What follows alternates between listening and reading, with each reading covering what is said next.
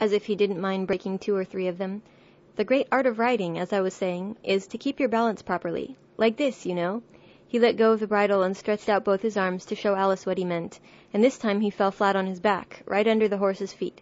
"Plenty of practice," he went on repeating all the time that Alice was getting him on his feet again. "Plenty of practice."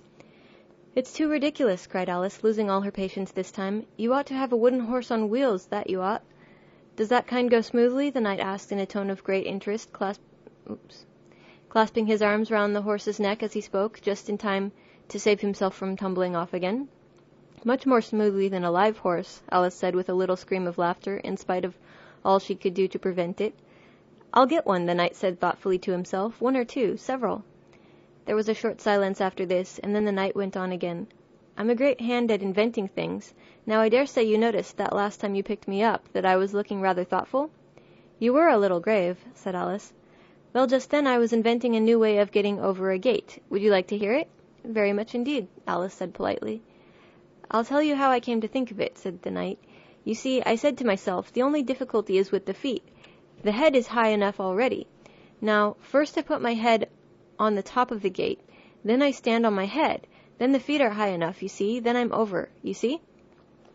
"Yes, I suppose you'd be over when that was done," Alice said thoughtfully, "but don't you think it would be rather hard?" "I haven't tried it yet," the knight said gravely, "so I can't tell for certain, but I'm afraid it would be a little hard." He looked so vexed at the idea that Alice changed the subject hastily. "What a curious helmet you've got," she said cheerfully. "Is that your invention too?" The knight looked down proudly at his helmet, which hung from the saddle. "Yes," he said, "but I've invented a better one than that, like a sugar loaf. When I used to wear it, if I fell off the horse, it always touched the ground directly, so I had a very little way to fall, you see, but there was the danger of falling into it, to be sure. That happened to me once. The worst of it was, before I could get out again, the other white knight came and put it on. He thought it was his own helmet." The knight looked so solemn about it that Alice did not dare to laugh. "I'm afraid you must have hurt him," she said in a trembling voice, "being on top of his head." "I had to kick him, of course," the knight said very seriously, "and then he took the helmet off again, but it took hours and hours to get me out. I was as fast as lightning, you know." "But that's a different kind of fastness," Alice objected. The knight shook his head. "It was all kinds of fastness with me, I can assure you," he said. He raised his hands in some excitement as he said this, and instantly rolled out of the saddle and fell headlong into a deep ditch. Alice ran to the side of the ditch to look for him. She was rather startled by the fall, and for some time he had kept on very well, and she was afraid that he really was hurt this time. However, though she could see nothing but the soles of his feet, she was much relieved to hear that he was talking on in his usual tone. "All kinds of fastness," he repeated. "But it was careless of him to put another man's helmet on, with the man in it, too." "How can you go on talking so quietly head downwards?" Alice asked as she dragged him out by the feet and laid him in a heap on the bank. The knight looked surprised at the question. "What does it matter where my body happens to be?" he said. "My mind goes on working all the same. In fact, the more head downwards I am, the more I keep inventing new things. Now the cleverest thing of the sort that I ever did," he went on after a pause, "was inventing a new pudding during the meat course." "In time to have it cooked for the next course?" said Alice. "Well, not the next course," the knight said in a slow, thoughtful tone. "No, certainly not the next course." "Then it would have to be the next day. I suppose you wouldn't have 2 pudding courses in one dinner?" "Well, not the next day," the knight repeated as before. "Not the next day. In fact," he went on, holding his head down, as his voice getting lower and lower, "I don't believe that pudding ever was cooked. In fact, I don't believe that pudding ever will be cooked. And yet it was a very clever pudding to invent."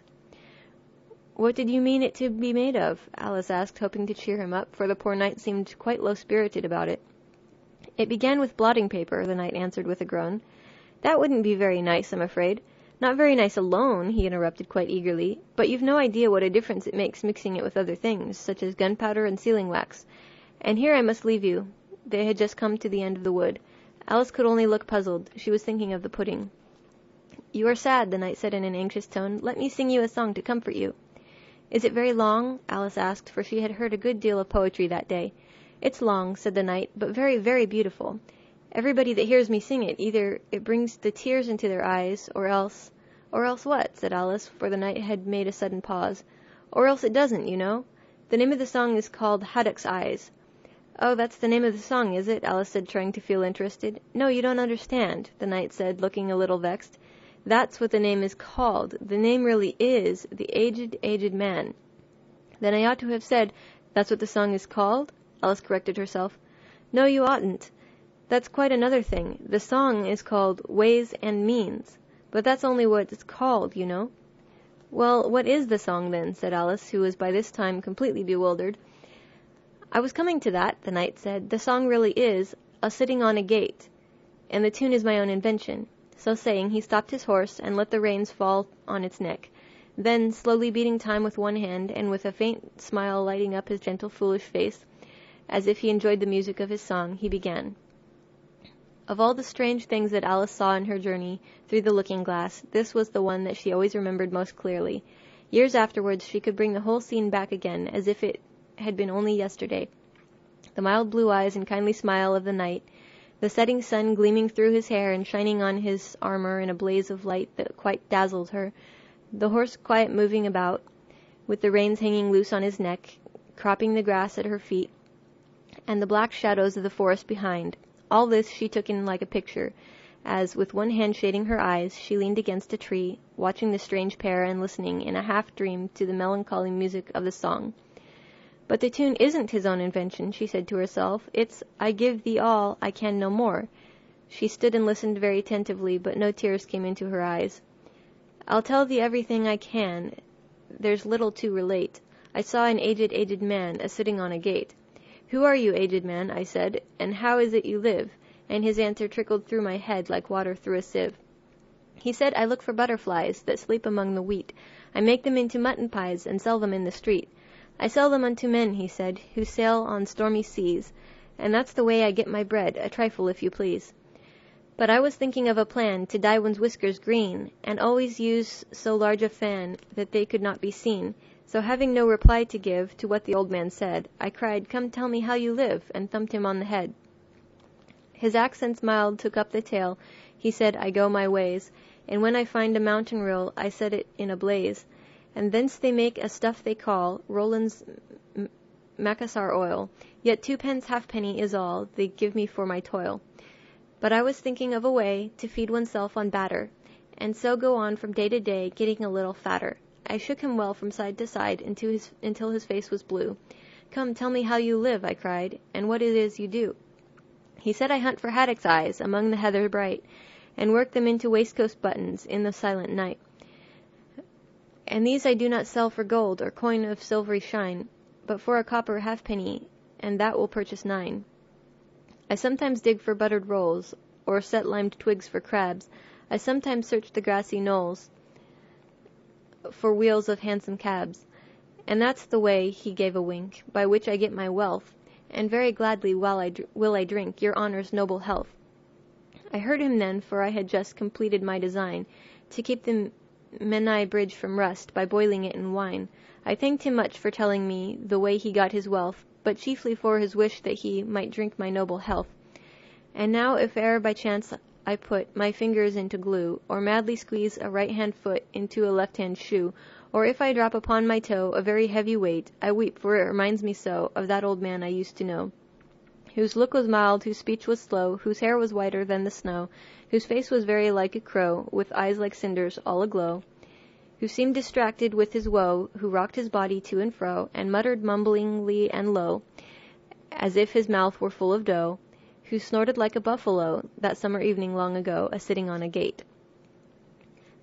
As the knight sang the last words of the ballad, he gathered up the reins, and turned his horse's head along the road by which they had come. "You've only a few yards to go," he said, "down the hill and over that little brook, and then you'll be a queen. But you'll stay to see me off first, right?" he added as Alice turned with an eager look in the direction which he pointed. "I shan't be long. You'll wait and wave your handkerchief when I get to that turn in the road? I think it'll encourage me, you see." "Of course I'll wait," said Alice, "and thank you very much for coming so far, and for the song. I liked it very much." "I hope so," the knight said doubtfully, "but you didn't cry so much as I thought you would."